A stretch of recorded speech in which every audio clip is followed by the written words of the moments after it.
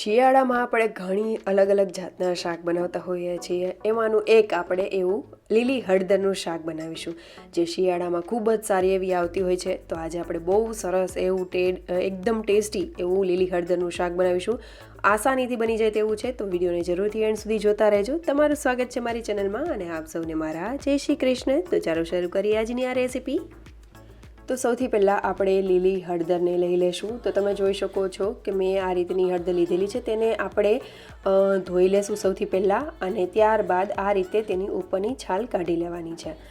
તો અહીંયા અત્યારે શિયાળામાં લીલી હળદર બહુ સરસ એવી આવતી હોય છે, અને શિયાળામાં ખાવી તંદુરસ્તી માટે પણ હોય છે. તો તેનું શાક પણ એટલું ટેસ્ટી બને છે, બહુ સરસ એવું લાગે છે, બધાને ભાવે તેવું આજે આપણે શાક બનાવીશું. તો સૌથી પહેલાં આપણે હળદરને ઉપરની છાલને સરસ એવી કાઢી લેશું. તમે જોઈ શકો છો આ રીતે કરી લેશું, અને બધી હળદરના ઉપરની છાલ નીકળી જાય એટલે આપણે આ રીતની ખમણી લઈ લેશું. તો મેં મીડિયમ એવું જે ખમણ થાય એ રીતની ખમણી લીધેલી છે, તેનાથી આપણે ખમણી લેશું. અને ખમણ આ રીતનું સરસ એવું લાંબુ થાય એ રીતે આપણે કરીને તૈયાર કરી લેશું. તો તમે જોઈ શકો છો કે આ રીતનું આપણે બધી હળદરનું ખમણ તૈયાર કરી લેશું. આ રીતના હળદરના લચ્છા થયા છે, બહુ જાડું ન રાખવું, આ રીતનું મીડિયમ એવું જ આપણે ખમણ તૈયાર કરવાનું છે. તો આ બધું ખમણ તૈયાર થઈ ગયું છે. મેં અહીંયા કોઈ માપ લીધેલું નથી, તમે જે રીતે જેટલા પ્રમાણમાં કરવું હોય એ રીતે લઈ શકો છો. મેં અંદાજિત જ લીધેલું છે. હવે આપણે એક લોયું ચડાવી દઈશું, તેમાં આપણે ઘીનો ઉપયોગ કરીશું. આ શાકમાં ઘીનો ટેસ્ટ બહુ સરસ એવો આવે છે. તો હવેથી ઘી આપણું જે છે તે થોડું ગરમ થઈ જાય એટલે આપણે ખમણેલું હળદર એડ કરી દઈશું. ખમણેલી હળદરને થોડી વાર માટે આ રીતે સાંતળી લેશું. ઘી ઓછું પડે તો આપણે થોડું એડ કરી દેવાનું, અને આ રીતે 6 થી 7 મિનિટ માટે તેને સરસ એવી મીડિયમ ટુ લો ફ્લેમ ઉપર તેને સાંતળવાની છે, જેથી કરીને એકદમ સરસ એવો તેનો ટેસ્ટ આવશે. અને આમાં તેલનો ઉપયોગ ન કરવો, બને ત્યાં સુધી ઘીથી જ બનાવવું. ઘીનો ટેસ્ટ આમાં ખૂબ જ સરસ એવો આવે છે એટલા માટે. તો શિયાળામાં તો ખાસ આ લીલી હળદરનું શાક બનતું જ હોય છે. બહુ સરસ એવું બજારમાં પણ મળતું હોય છે, અને ઘરે આસાનીથી પણ બને છે, અને ટેસ્ટમાં ગજબનું એવું લાગે છે. હવે આપણે જે હળદર છે તે 6 થી 7 મિનિટ થઈ ગઈ છે, તો આપણે કાઢી લેશું. અને હવે તેમાં લોયામાં વધારાનું થોડું ઘી એડ કરી દઈશું વઘાર માટે. તેમાં 2 તમાલપત્ર, 2 સૂકા લાલ મરચાં, 1 તજનો ટુકડો, 4 થી 5 જેટલા લવિંગ એડ કરીને સરસ એવું સાંતળી લેશું, જેથી કરીને તેમાં સરસ એવી ફ્લેવર આવી જાય.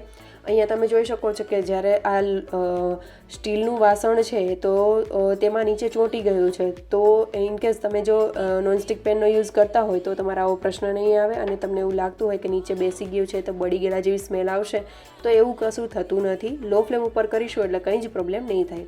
હવે આપણે આ બધા મસાલા થઈ જાય એટલે થોડું જીરું એડ કરીશું. જીરું ક્રેકલ થઈ જાય એટલે હિંગ એડ કરી દઈશું, અને ત્યારબાદ બારીક કાપેલી સૂકી ડુંગળી એડ કરી દઈશું, અને તેને પણ મીઠું એડ કરીને થોડી વાર માટે સાંતળી લઈશું. ટ્રાન્સપરન્ટ થાય ત્યાં સુધી આપણે સાંતળવાની છે. તો હવે આપણે તેમાં આદું અને મરચાં એડ કરી દઈશું. જેવી તમને તીખાશ ભાવતી હોય એ રીતે તમે મરચાંનો અહીંયા ઉપયોગ કરી શકો છો. મેં તીખા લીલા મરચાંનો જ ઉપયોગ કરેલો છે એકદમ.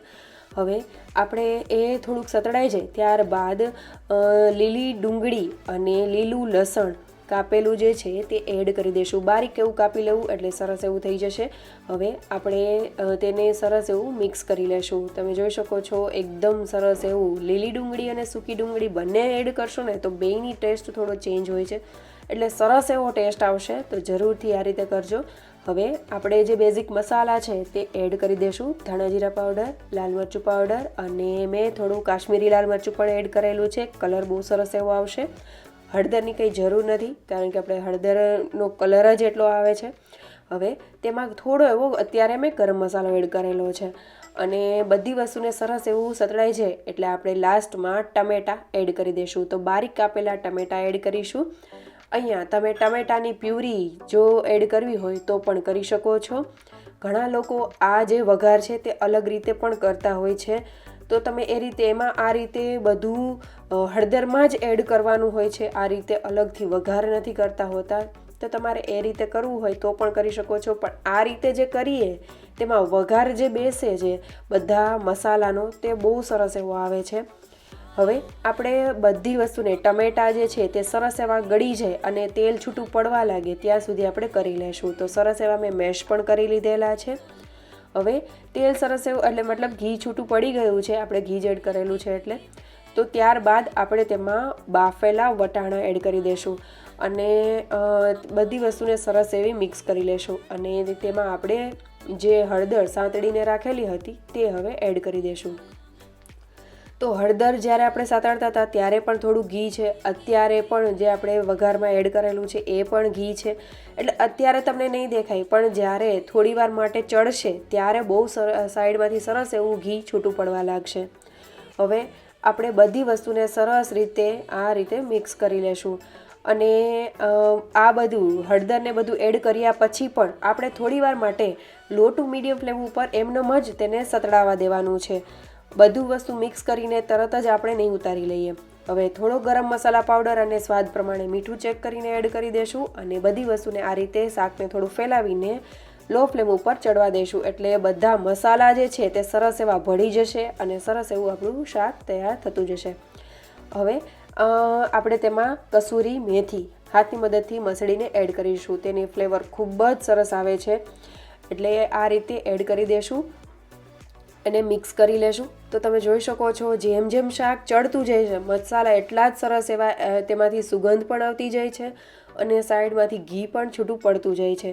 તો આ રીતે આપણે 5થી 6 મિનિટ માટે લો ટુ મીડિયમ ફ્લેમ ઉપર કરતું રહેવાનું છે, હલાવતું જવાનું વચ્ચે વચ્ચે અને કરતું જવાનું છે. તો આ રીતે સરસ એવું ઘી છૂટું પડી જાય ત્યારબાદ આપણે આ રીતે દહીં લઈ લેશું. તો દહીં મેં ઘરનું નોર્મલ ટેમ્પરેચર એટલે કે રૂમ ટેમ્પરેચરવાળું લીધેલું છે અને ખાટું નથી એવું લીધેલું છે. હવે આપણે મેં નાનું એ વાટકો જેટલું દહીં આમાં એડ કરેલું છે ફેટીને. અને દહીં એડ કર્યા પછી આપણે થોડી વાર માટે કન્ટિન્યુઅસલી હલાવીશું જેથી કરીને તે ફાટવાની બીક ન રહે. આ રીતે કન્ટિન્યુઅસલી હલાવીશું એટલે થોડી વાર થશે એટલે સાઈડમાંથી ઘી છૂટું પડતું જશે અને દહીં બધું એબ્ઝોર્બ થઈ જશે અને સરસ એવું આપણું લચકા જેવું શાક બનીને તૈયાર થતું જશે. તો તમે જોઈ શકો છો સરસ એવું આપણું શાક બનીને તૈયાર થઈ ગયું છે. એકદમ લચકા જેવું, સાઈડમાંથી ઘી પણ છૂટું પડી ગયું છે અને શિયાળામાં તો ખાવાની મજા પડી જાય ને તેવું બન્યું છે ને.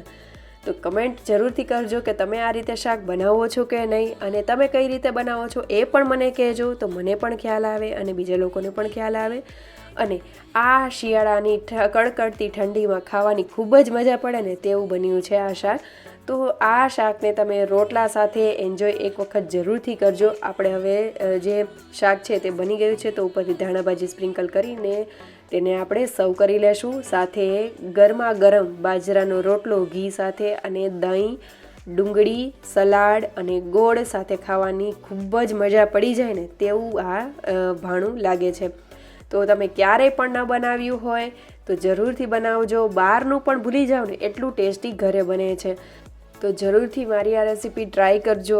જે લોકો ખાશે એ આંગળા ચાટતા ચોક્કસથી રહી જશે, એટલું ટેસ્ટી બને છે. અને કમેન્ટ કરીને જરૂરથી જણાવજો અને જો આજની રેસીપી સારી લાગે તો લાઇક, શેર અને સબસ્ક્રાઈબ કરવાનું ભૂલતા નહીં. Thank you for watching.